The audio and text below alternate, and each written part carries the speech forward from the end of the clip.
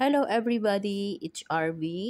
So for today's video guys, I'm going to sharing you kung paano ba natin palitan ang ating email address dito sa ating Instagram at saka password at saka ating mobile number. So kailangan yan, tatlo na yan kapag nakalimutan natin yung ating mga password dito. So kailangan natin yan na mai-save natin, no? So, paano ba natin palitan ang ating email address, numbers, password? So, saan ba natin mahanap ito dito sa ating Instagram?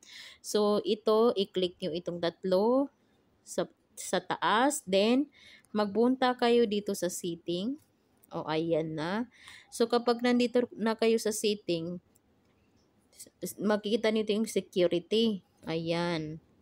So, makita nyo itong sa baba, another security check up ito sa baba. Oo, ayan. So, wag niyo pindutin dito kasi dito sa password. Oo, pwede rin dito palitan yung ating mga password.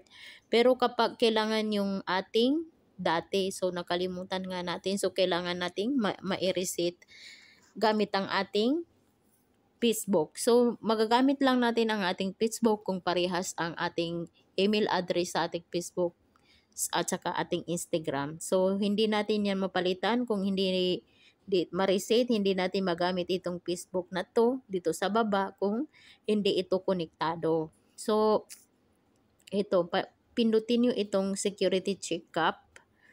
So, makikita nyo itong password, dito.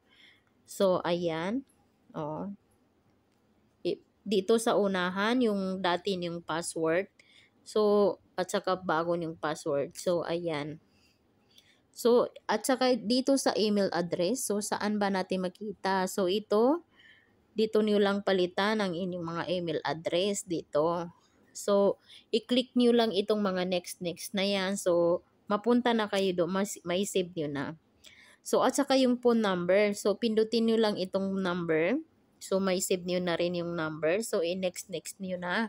So, ganun lang po kadali ang ating kuan ngayon. So, uulitin ko para mag-gets natin ulit. Pindutin natin itong security. Ito. Then, dito sa baba ulit, security checkup. Tapos, makita nyo itong 1, 2, 3. So, yan yung importante dito kapag meron tayong nakakalimutan dito sa ating Instagram. So, itong mga email na yan, mobile number at saka password. So, dito niyo hanapin yan sa security checkup. So, yun lang guys. Keep safe everyone.